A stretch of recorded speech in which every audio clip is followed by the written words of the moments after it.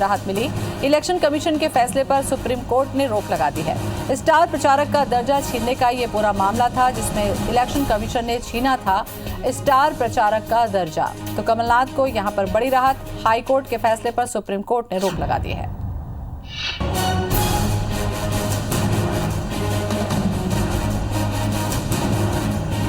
तो बड़ी खबर, इलेक्शन कमीशन के फैसले पर सुप्रीम कोर्ट ने लगाई रोक।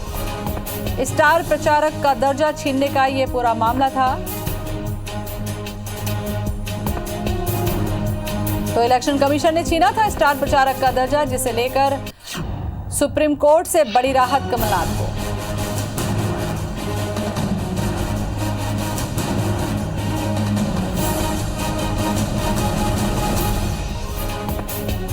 तो जिस तरीके से उपचुनाव में स्टार प्रचारकों ने अपनी भूमिका निभाई, इसमें स्टार प्रचारक का दर्जा छीनने का ये पूरा मामला था। इलेक्शन कमीशन ने स्टार प्रचारक का दर्जा छीना था, जिस पर सुप्रीम कोर्ट ने रोक लगा दी है। और इस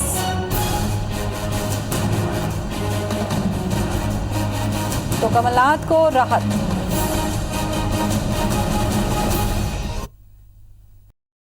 मध्य प्रदेश में 28 सीटों के उपचुनाव के लिए होने वाला चुनाव प्रचार रविवार शाम 6 बजे खत्म हो चुका है। आचार संहिता लगने के बाद बीजेपी कांग्रेस के दिग्गजों ने चुनाव जीतने के लिए पूरी ताकत लगा दी है। देखना दिलचस्प होगा कि 10 नवंबर को आखिर नतीजे क्या कहते हैं। लेकिन उपचुनाव के लिए आचार संहिता लगने वाले दिन यानी कि 29 सितंबर के बाद से अब तक 1 नवंबर की शाम 5 बजे तक सीएम शिवराज सिंह चौहान ने धुआंधार प्रचार करते हुए 84 चुनावी सभाओं को संबोधित किया है।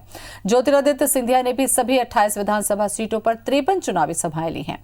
कांग्रेस की तरफ से इकलौते चेहरे कमलनाथ ने हर दिन 2 सभाएं करने के साथ अब तक 40 से ज्यादा चुनावी सभाओं को कांग्रेस प्रत्याशियों के लिए वोट मांगा है। कांग्रेस के लिए मध्य प्रदेश में प्रचार करने आए राजस्थान के पूर्व उप मुख्यमंत्री सचिन पायलट ने 13 चुनावी सभाएं की हैं। तो वहीं छत्तीसगढ़ के मुख्यमंत्री भूपेश बघेल ने भी ग्वालियर चंबल में कांग्रेस कार्यकर्ताओं की बैठक के अलावा छत्तीसगढ़ से लगी अनूपपुर सीट पर चुनावी सभा को संबोधित किया।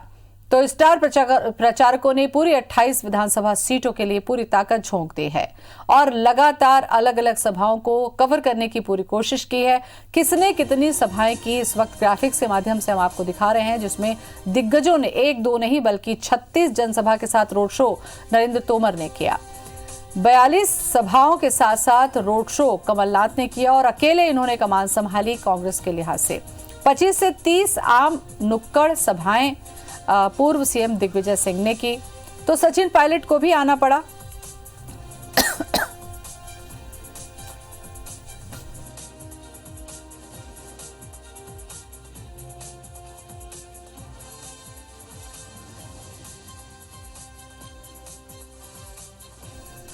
तो 84 सभाएं और रोड शो अकेले सीएम शिवराज ने की है। 53 जनसभा और रोड शो सिंधिया ने की है। तो स्टार प्रचारकों ने पूरे विधानसभा चुनाव से अलग हटकर देखें तो 28 सीटों पर पूरी ताकत इन्होंने झोंकी। वीडी शर्मा ने 39 जनसभा की, 36 जनसभा के साथ रोड शो केंद्रीय मंत्री नरेंद्र सिंह तोमर ने की। तो तमाम दिग्गजों ने पूरी ताकत झोंक दी, क्योंकि इस बार जो मध्य प्रदेश की सियासत है वो पूरी केंद्रित है उपचुनाव पर। उपचुनाव के नतीजे अगर कम ज्यादा होते हैं तो इससे सरकार बनने और बिगड़ने तक की नौबत आ सकती है। इसीलिए खुद प्रचारक, स्टार प्रचारक के तौर पर दिग्गजों ने सभाएं ली। सचिन पायलट भी पहुंचे थे, 13 सभाएं इन्होंने की। आचार्य प्रमोद कृष्णम ने भी 13 सभाएं ली। उपचुनाव की ये जंग है 28 विधानसभा सीटों पर, जिसमें ग्वालियर चंबल 16, मालवा निमाड़ की 7, बुंदेलखंड की 2, मध्य क्षेत्र की 2 और विंध्य की 1 सीटें आती हैं। और सबसे ज्यादा ग्वालियर चंबल पर फोकस किया दिग्गजों ने। हालांकि अब मतदान दलों की रवानगी हो चुकी है, लेकिन ये जो उपचुनाव की जंग है वो हम आपको बता रहे हैं, जिसमें 355 प्रत्याशी चुनाव मैदान में हैं। सबसे ज्यादा 38 उम्मीदवार मेहगांव से हैं। तो ये कुछ खास बातें उपचुनाव के हम आपको ग्राफिक्स के माध्यम से बताने की कोशिश कर रहे हैं कि ये उपचुनाव इतना खास हो गया है मध्य प्रदेश की राजनीति के लिए, क्योंकि ये चुनाव के नतीजे दशा और दिशा दोनों ही बदल सकते हैं मध्य प्रदेश के।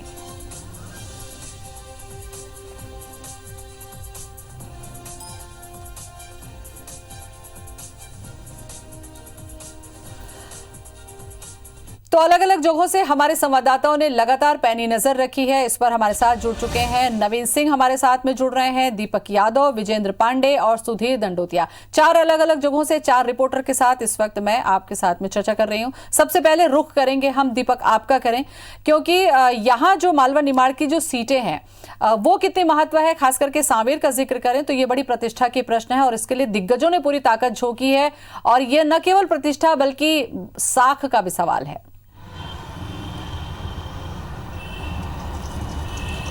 बिल्कुल ज्योति, मालवा निमाड़ की सीटें ही सत्या के गलियारे तक पहुंचाती और पिछली बार के 2018 के चुनाव में भी यही स्थितियां बनी थी, जहां पर 66 सीटों में 28 से ज़्यादा सीटों पर जो है कांग्रेस जीत हासिल की थी। केवल 28 सीटों पर केवल भाजपा जीत पाई थी, लेकिन और 7 सीटों की बात करें तो इसमें से एकमात्र सीट ऐसी है आगर मालवा, जो कि पहले भाजपा के पास में थी। वहाँ पर मनोहर ऊंटवाल के निधन के बाद वो सीट खाली हुई है और इसके अलावा जो अन्य 6 सीटें हैं वो कांग्रेस से इस्तीफा देकर भाजपा में शामिल हुए विधायकों की वजह से यहाँ पर उपचुनाव हो रहे हैं। इन सभी 7 सीटों में सबसे पहली बात करें तो यहाँ पर 3 मंत्री चुनाव लड़ रहे हैं, जिसमें कि सुहासरा से हरदीप सिंह डंग, बदनावर से राजवर्धन रत्तीगांव और सांवेर से तुलसी सिलावट। इन सब सीटों में सबसे ज़्यादा हॉट सीट जो है वो सांवेर विधानसभा सीट है, जहां पर कि प्रेमचंद गुड्डू का मुकाबला भाजपा के प्रत्याशी तुलसीराम सिलावट के साथ में है। यहां पर सबसे ज़्यादा राजनीति देखी गई, बयानबाजी यहां पर हुई और सबसे ज़्यादा सभाएं और रोड शो भी इसी विधानसभा पर हुए हैं। अगर हम बात करें तो मुख्यमंत्री शिवराज सिंह चौहान 5 से 6 सभाएं यहां पर कर चुके हैं, रोड शो उनके हुए हैं 2। इसके अलावा पूर्व मुख्यमंत्री कमलनाथ की 2 बड़ी यहां पर आम सभाएं हुई थी। इसके अलावा तमाम जितने भी स्टार प्रचारक है वो यहां पर पहुंचे। यहां पर सबसे ज़्यादा अगर मुद्दा कोई उछला था तो वो साधु और शैतान का मुद्दा उछला था। इसके अलावा जो 2400 करोड़ की योजना दी गई है, पूरी बार हम 28 सीटों की बात करें तो उपचुनाव के पहले सबसे ज़्यादा अगर सौगातें मिली है तो सांवेर विधानसभा सीट को मिली है, जहाँ पर कि 2400 करोड़ की नर्मदा सिंचाई योजना का भूमि पूजन किया गया था। इसी तरीके से हाटपिपला भी काफ़ी हॉट सीट बनी हुई है। यहाँ पर सिंधिया समर्थक मनोज चौधरी का मुकाबला कांग्रेस के राजवीर सिंह बघेल के साथ में है। तो सभी जगह की बात करें तो मालवा निमाड़ काफ़ी अहम यहाँ पर सीटें हैं और यहीं से तय होगा कि राजधानी भोपाल में कौन अपनी सरकार बनाता है। चलिए नवीन, आपके पास मैं आना चाहूंगी। इस बार अगर आपने देखा होगा तो मुद्दे, मुझे लगता है कि विधानसभा से ज़्यादा इस बार जो चुनाव प्रचार हुआ उसमें गद्दार, वफादार, बेईमान, ईमानदार और न जाने कैसे कैसे शब्दों का इस्तेमाल हुआ, किस तरीके से आरोप प्रत्यारोप हुए, वार और बचाव हुआ। ये बड़ा अहम बिंदु रहा, खास करके उपचुनाव के प्रचार के लिहाज से। नवीन, देखिए ज्योति, 2018 में मध्य प्रदेश कांग्रेस ने 15 साल का सूखा खत्म किया था। उस वक्त कांग्रेस के पास सिर्फ कर्ज माफ़ी और शिवराज सरकार के भ्रष्टाचार का मुद्दा था और उस वक्त कांग्रेस और बीजेपी में कांटे का मुकाबला था, चाहे चुनाव प्रचार की बात करें हम या फिर किसी तरीके की और फाइट की बात करें। लेकिन 2020 का जो उपचुनाव है 28 सीटों पर बिल्कुल अलग तस्वीर बना रहा है। इस वक्त इन 28 सीटों के उपचुनाव में कांग्रेस फ्रंट फुट पर है, जबकि बीजेपी पूरे चुनाव प्रचार के दौरान या यूँ कहें पिछले 5 महीनों से बीजेपी बैकफुट पर थी। बीजेपी लगातार डिफेंड कर रही थी, कांग्रेस के हमलों का जवाब दे रही थी। कांग्रेस ने एक ही मुद्दा पकड़ रखा था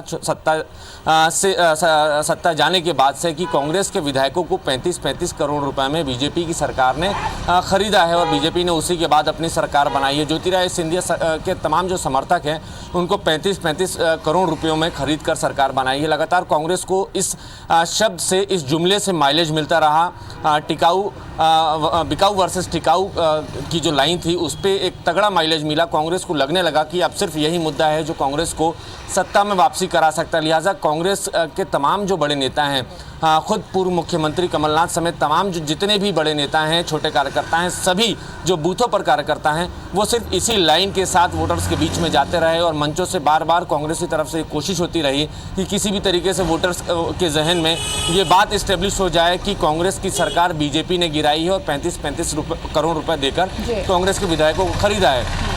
जाहिर है इतने इस तमाम चुनाव प्रचार के दौरान, इलेक्शन के तमाम कवरेज के दौरान हम भी वोटर्स के नज़दीक पहुंचे, वोटर से बातचीत करने की कोशिश हुई हमारी, तो हमें भी यही समझ आया कि वोटर्स के पास इस वक्त 35 करोड़ रुपए गद्दार और टिकाऊ वर्सेस बिकाऊ जैसे जो जुमले हैं वो पहुंच चुके हैं। हालांकि बीजेपी लगातार ये दावा करती रही कि इस तरीके से कोई बात नहीं हुई है और बीजेपी अपने सुशासन के साथ आगे बढ़ना चाहती है। 15 साल के शिवराज सिंह का कार्यकाल और इन 5 महीनों का जो उनका गवर्नेंस है उसके जरिए बीजेपी और मुख्यमंत्री शिवराज सिंह चौहान बार बार वोटर से अपील कर रहे हैं कि बीजेपी को वोट दिया जाए। बिल्कुल नवीन। सुधीर, आपसे मैं चर्चा करना चाहूँ इस बार जो जैसा कि अभी मैंने नवीन से भी पूछा, उसमें यह है कि गद्दार और खुद्दार सबसे बड़ा मुद्दा तो यही था, चाहे कोई माने ना माने। दल बदल एक बहुत बड़ा मुद्दा था जिसके चलते ये उपचुनाव हो रहा है। ऐसे में कांग्रेस के पास तो बड़ा मुद्दा है, जाहिर सी बात है बड़ा मुद्दा है कि भाई जिन्होंने गद्दारी की है जनता उनको सबक सिखाए, लेकिन बीजेपी उसको उल्टा कैश करने की कोशिश कर रही है कि आपके अंदर में कुछ काम करने की क्षमता नहीं थी, आप लोगों ने कुछ भरोसे में नहीं लिया इसलिए वो लोग छोड़कर चले आए। आपको लगता है इन बातों का असर जनता पर होगा? सुधीर,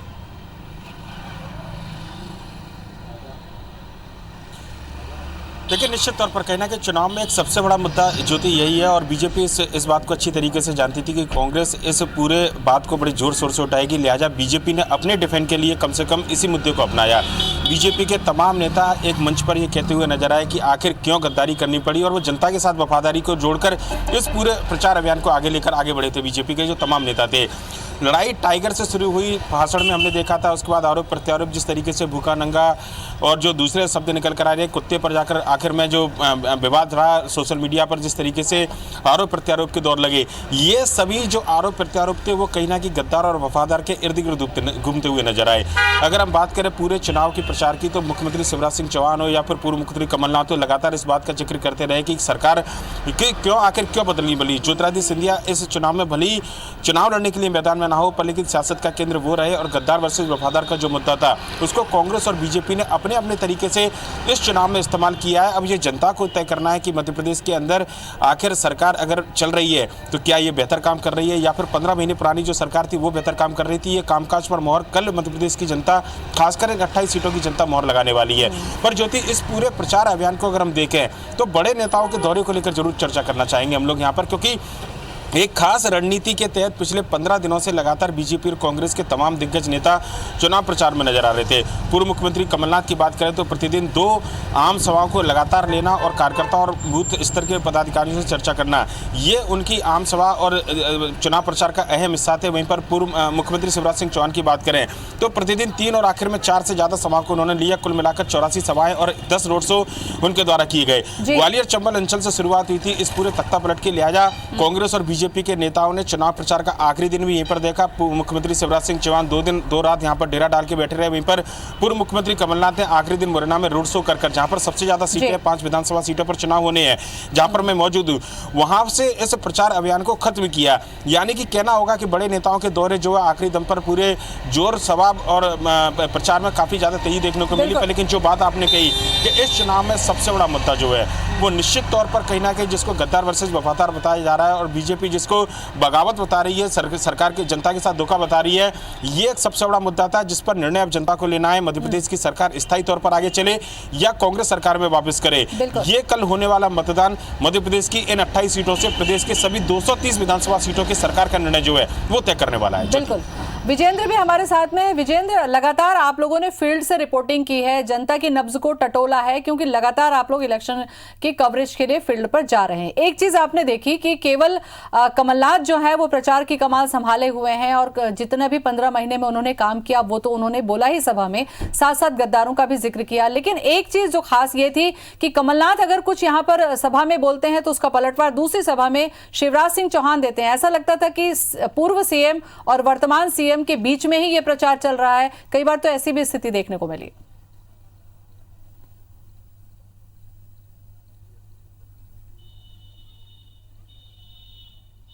ज्योति, देखिए ये चुनाव ऐतिहासिक है। पहला मौका है जब मध्य प्रदेश में इतनी बड़ी तादाद में 28 सीटों पर उपचुनाव होना है और सीधे तौर पर यह चुनाव मध्य प्रदेश का भविष्य भी तय करेगा और ये भी तय करेगा कि मध्य प्रदेश का मुख्यमंत्री कौन होगा। कमलनाथ की वापसी होगी या शिवराज मुख्यमंत्री की कुर्सी पर काबिज होंगे। यही वजह है कि एक तरह से पूर्व मुख्यमंत्री कमलनाथ को बीजेपी ने चौतरफा घेरने की रणनीति बनाई थी। सीएम शिवराज सिंह चौहान सहित बीजेपी के तमाम दिग्गज एड़ी चोटी का जोर मध्य प्रदेश की तमाम उन 28 सीटों पर लगाते आ रहे थे जहां पर यह बाई इलेक्शन होना है, कल ही वोटिंग होनी है और दूसरी तरफ कमलनाथ थे।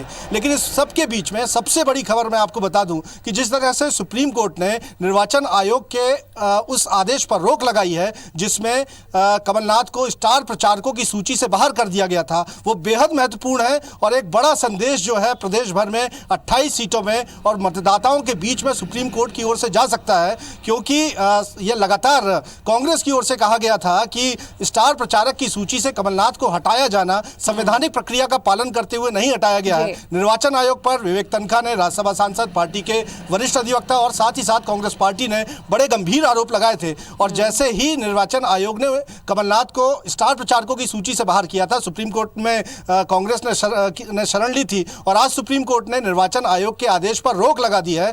लगातार आपने कैंपेनिंग अगर देखी होगी ज्योति, हम लगातार दिखा रहे हैं दर्शकों को कि कमलनाथ की जो सभाएं हैं, आखिरी प्रेस कॉन्फ्रेंस में भी उन्होंने कहा कि आखिर मेरी गलती क्या थी, आखिर मुझसे पाप क्या हुआ। तो एक तरह से भावनात्मक खासा उनका बयान था। और इस बीच सुप्रीम कोर्ट जब निर्वाचन आयोग के कार्रवाई पर रोक लगा देता है तो एक और संदेश जाता है जिसको लगातार संदेश पहुंचाने की कोशिश कांग्रेस पार्टी भी कर रही थी। तो मुझे ऐसा लगता है कि ये जो पूरा घटनाक्रम है इसका एक बड़ा असर न सिर्फ 28 सीटों में बल्कि पूरे मध्य प्रदेश में जरूर नजर आएगा। और जैसा स्ट्रेटजी साफ जाहिर थी, ऐसा नहीं कि कांग्रेस के पास बड़े चेहरों की कमी है, लेकिन इसे कांग्रेस की एक रणनीति का ही अंग माना जा सकता है कि पूर्व मुख्यमंत्री कमलनाथ अकेले एक तरह से मंचों पर आम जनता से मुखातिब हुए। उन्होंने बार बार कहा कि मैंने अपने वचन निभाए, किसी को गलत नहीं किया और जो मेरे साथ जो हुआ वो गलत हुआ है। जनता को अब उनकी लड़ाई लड़ना चाहिए। और बीजेपी की तरफ से चौतरफा घेराबंदी की गई थी, लेकिन इस बीच सुप्रीम कोर्ट का एक आदेश जो है वो बेहद महत्वपूर्ण संदेश दे रहा है। और देखना होगा कि कल के चुनाव जब मतदान होगा तो सुप्रीम कोर्ट का ये जो फैसला है उसका जनता पर भी असर जाएगा, कहीं ना कहीं जानकारी लोगों तक पहुंची जाती है। नासिर हमारे साथ में जुड़े हैं। नासिर, ग्वालियर और चंबल की जो सीटें हैं वो सबसे ज्यादा उपचुनाव के लिए मायने रखती हैं और आपने देखा होगा कि कमलनाथ ने अपनी शुरुआत भी यहीं से की, रोड शो के जरिए, और समापन भी यहीं पर किया। जितनी विधानसभा की 235 सीटें थी, जितनी सभाएं नहीं हुई दिग्गजों की, उतनी इन 28 सीटों में हो गई। आपको लगता है कि बहुत ही खतरनाक ये राजनीति की स्थिति चल रही है अभी एमपी में? बिल्कुल, देखिए ये उपचुनाव केवल आम चुनाव, उपचुनाव केवल मामूली चुनाव नहीं है, बल्कि कई नेताओं के राजनीतिक भविष्य का भी चुनाव है। उसमें सबसे बड़ा नाम ज्योतिरादित्य सिंधिया है, उनके 22 समर्थक विधायक हैं। साथ ही पीसीसी चीफ कमलनाथ, उनको भी अपनी एक दमखम दिखाने की कांग्रेस की, क्योंकि जिस तरह से ज्योतिरादित्य सिंधिया ने कांग्रेस छोड़ी थी उसके बाद कहा जा रहा था कि ग्वालियर चंबल संभाग से कांग्रेस खत्म हो गई, क्योंकि कांग्रेस है चंबल संभाग में सिंधिया के नाम से जाने जाती थी। लेकिन जब कांग्रेस से उन्होंने नाता तोड़ दिया, बीजेपी में चले गए, तो कांग्रेस का खात्मा हो गया। इस तरह के एलिगेशन लगाए जाते थे। लेकिन जिस तरह से सीएम कमलनाथ, माफ कीजिएगा, पूर्व सीएम कमलनाथ ने ग्वालियर चंबल अंचल से अपने कैंपेनिंग की शुरुआत की और लास्ट में समापन भी किया, तो उससे साफ जाहिर हो गया था कि नहीं, कांग्रेस बैकफुट बनी है, उसके कार्यकर्ता सब साथ में है। और ऐसे में सबसे बड़ी बात ये थी कि इनमें राजनीतिक भविष्य की बात करें तो ज्योतिरादित्य सिंधिया का सबसे बड़ा राजनीतिक भविष्य इन उपचुनाव में पर टिका हुआ है, साथ ही उनके 22 विधायकों का। और इसके साथ साथ सबसे बड़ी बात ये थी कि इस उपचुनाव में सबसे बड़ा बीजेपी को डर ये था कि कहीं ना कहीं उनको अपने ही पार्टी के लोगों से सबसे बड़ा खतरा था। उसको डैमेज को कंट्रोल करने के लिए भी कोशिशें की गई। और जिस तरह की कल सबसे बड़ी कार्रवाई बीजेपी ने की कि जो एक्स एमएलए थे सिवावली विधानसभा से, सतीश सिंह सिकरवार के जो भाई थे नीटू सिकरवार, यानी कि सतपाल सिकरवार को उनको बर्खास्त कर दिया, निष्कासित कर दिया। ऐसे बहुत सारे मुद्दे हैं, ऐसे बहुत सारे मुद्दे हैं, क्योंकि लगातार चुनाव को, प्रचार को आप लोगों ने कवर किया है और उसको हम लोगों ने भी दिखाया है। बहुत सारी चर्चा आप लोगों से लोगों से वोट की अपील कर चुके हैं और लगातार एक एक फील्ड पर हमारे रिपोर्टर लगातार मुस्तैदी से लगे हुए हैं। नवीन, वापस मैं आपके पास आना चाहूं, आपको लगता है कि इस उपचुनाव के जो मुद्दे थे, जो विकास के मुद्दे थे, किसान कर्ज माफी का मुद्दा, बिल हाफ करने का मुद्दा, रोजगार का मुद्दा, उन सभी का काट करते दिखाई दिए बीजेपी की तरफ से कि इन 15 महीनों में कमलनाथ सरकार ने कुछ भी नहीं किया। आपको लगता है इस पर भी केंद्रित रहा प्रचार?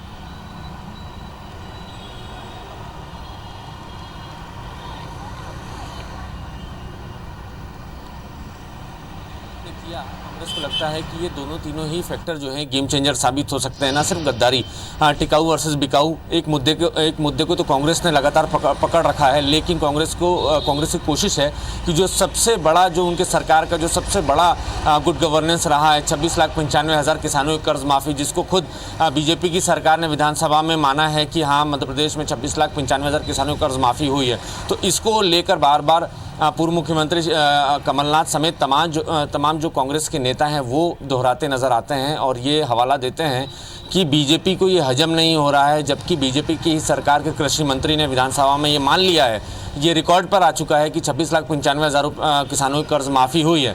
तो कांग्रेस को बड़ा उम्मीद है कि इस फैक्टर से भी माइलेज मिलेगा। साथ साथ 2018 के विधानसभा चुनाव के दौरान कांग्रेस ने एक और प्रॉमिस किया था कि किसानों कर्जा माफ़, बिजली बिल हाफ। तो जिस तरीके से इंदिरा गांधी गृह ज्योति योजना के जरिए मध्य प्रदेश में 1 करोड़ से भी ज़्यादा हितग्राही 1.5 साल के भीतर जुड़े थे, तो कांग्रेस को लगता है कि इस इंदिरा गांधी गृह ज्योति योजना के जरिए भी एक बड़ा माइलेज मध्य प्रदेश के वोटर्स, 28 विधानसभा सीटों के वोटर्स कांग्रेस को देंगे। जी बार बार कांग्रेस ये दावा करती है कि जिसके बिल 3 से 4 हज़ार रुपये आया करते थे, उसके बिल कांग्रेस की सरकार आने के बाद से महज 700, 800, 1000, 1200 रुपये आने लगे।